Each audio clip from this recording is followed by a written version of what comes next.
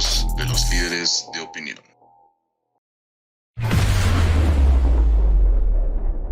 Sociedad Mexicana de Oncología.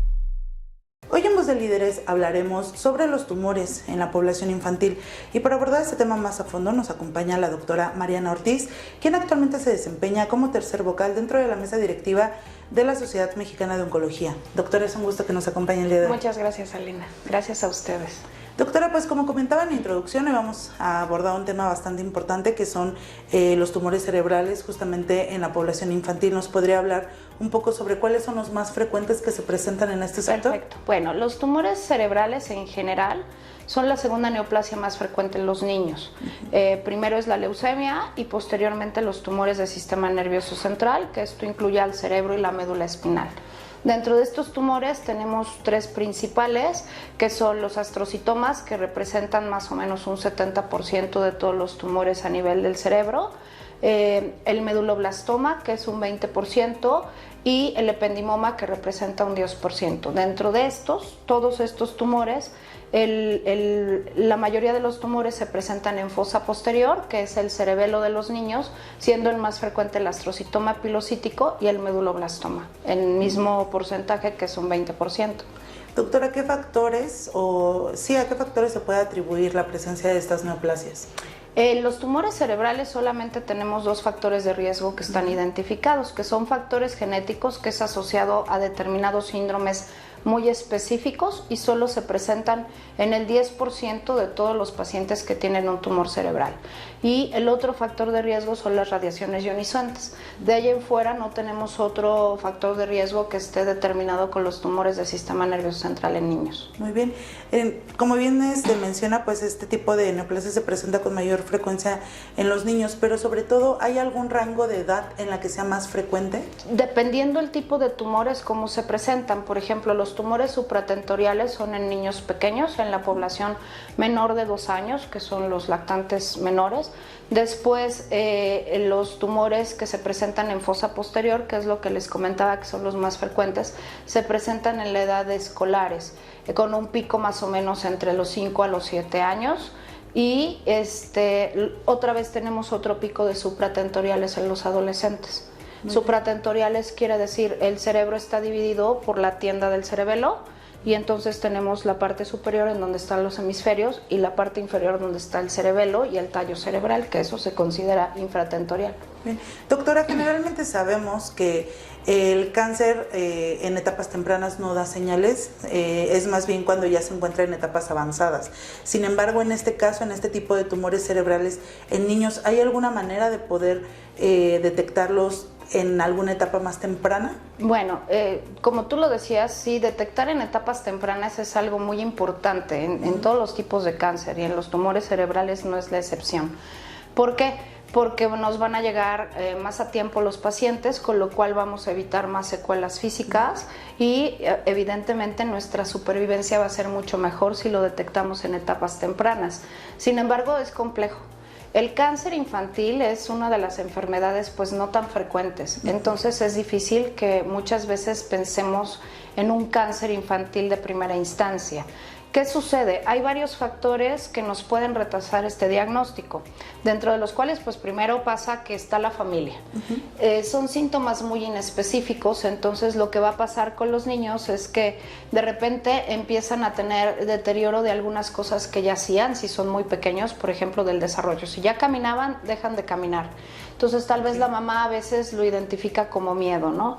O si van a la escuela, de repente empiezan a tener como un deterioro en sus calificaciones o se empiezan a poner de malas. La mamá identifica como que es un cambio de humor o de carácter, un cambio de ánimo. Y así empieza. Una cefalea, que es un dolor de cabeza que puede ser leve y de repente se empieza a volver de mayor intensidad, pero eso va siendo gradual. Hay veces que para que la cefalea se vuelva intensa pasan hasta 6 meses. Evidentemente cuando a la mamá esto ya no se le hace normal y si la cefalea, que es uno de los síntomas más frecuentes que se presentan en los tumores del sistema nervioso central, se asocia con vómito, que eso sería, por ejemplo, un dato de hipertensión endocraneana que da muy frecuentemente en los niños que tienen tumor de fosa posterior. Al principio empiezan como síntomas moderados, entonces La mamá lo lleva por dolor de cabeza, empieza a vomitar el paciente y ¿qué sucede?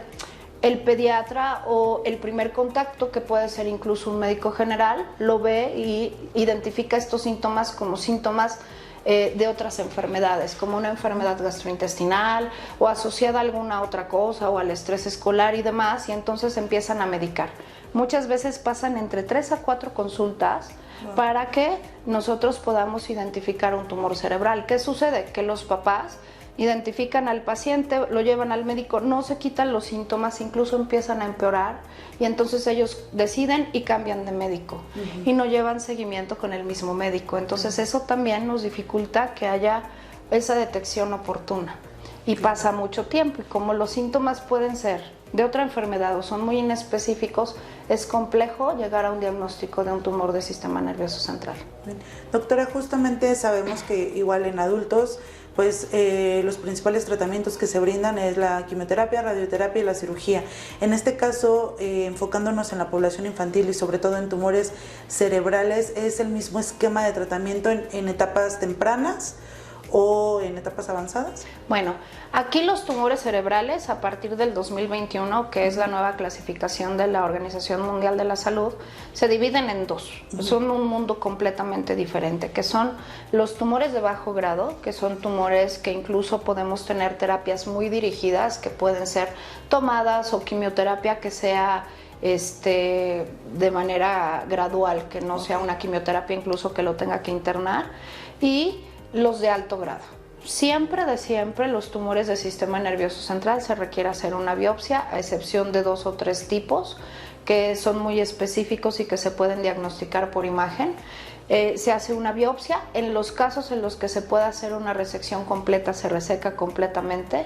Los casos que llevan radioterapia, se van a radioterapia e iniciamos tratamiento con quimioterapia. Eso es como el esquema en general de cómo se tiene que realizar el tratamiento de los tumores del sistema nervioso central, pero es muy diferente en un bajo grado. Por ejemplo, en un astrocitoma de bajo grado podemos tratarlo si está asociado a un síndrome, incluso sin biopsia, con alguna terapia dirigida. Sin embargo, en un alto grado podemos mandarlo a radioterapia, darle tratamiento o mandarlo de primera instancia a cuidados paliativos, que no quiere decir dejarlo sin tratamiento, pero en conjunto con el tratamiento empezar cuidados paliativos. Entonces es un mundo complejo el de los tumores del sistema nervioso central. Claro. Doctora, también sabemos que pues, la Sociedad Mexicana de Oncología justamente se encarga de realizar distintos eventos académicos, foros, para contribuir a mejorar el panorama no solamente de este padecimiento, sino de diversas enfermedades oncológicas, tanto en adultos como en población pediátrica. En este caso, actualmente usted se desempeña como tercer vocal. ¿Nos podría hablar justamente cómo incursionó en este cargo y sobre todo pues las funciones que está realizando actualmente? Claro, bueno, es un cargo de mucha responsabilidad, como ya lo dijiste, porque uno de los objetivos de la sociedad es poder hacer que la atención del cáncer sea más equitativa para todos, sí, claro, y que obviamente todos tengamos los conocimientos y podamos hacer investigación para tratar los tumores de manera oportuna y adecuada para que la supervivencia aumente. Entonces, pues obviamente todos somos un grupo de oncólogos que vamos a la sociedad, nos encontramos en este camino y buscamos ese objetivo, ¿no?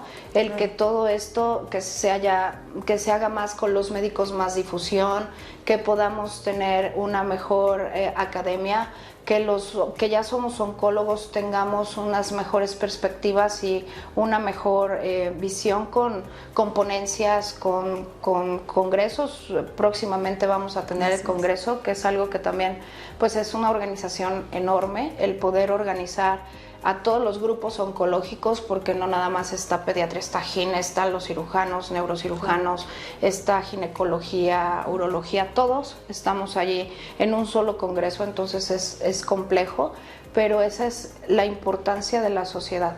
Hacemos sesiones académicas de forma mensual, en donde, por ejemplo, a los residentes, que son los médicos que están en formación, pues vamos introduciéndolos en este mundo, ellos mismos van preparando casos clínicos, seguimos preparándonos, hacemos sesiones en donde vemos tratamiento de los pacientes, oportunidades de mejorar el tratamiento, de innovar en los tratamientos.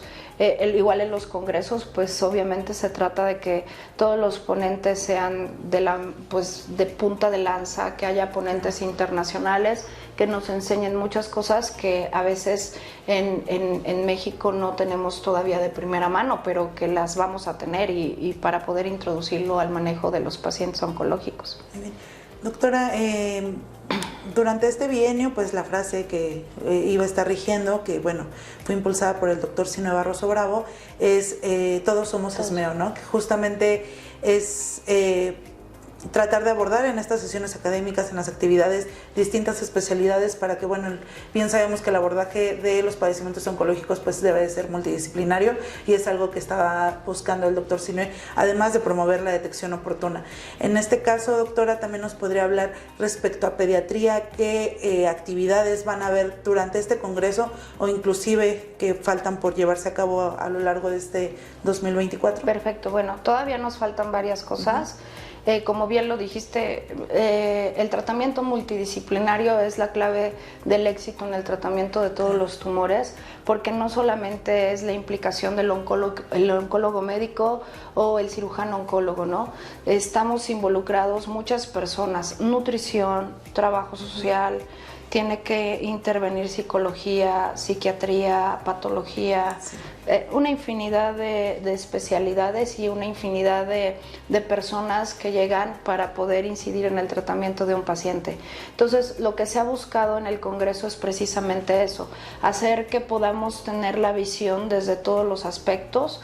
El cáncer pediátrico no solo implica pues tumores del sistema nervioso central o leucemias, entonces es diversificar los temas, invitar a los demás especialidades que nos pueden ayudar en el tratamiento de los pacientes pediátricos, los cirujanos, los nutriólogos, psicólogos, psiquiatras. Entonces las pláticas van a ir como en muy diversas formas para poder entender mucho cómo alimentar tal vez al paciente oncológico, los cuidados paliativos, que también es algo muy importante, que anteriormente no se tomaban en cuenta.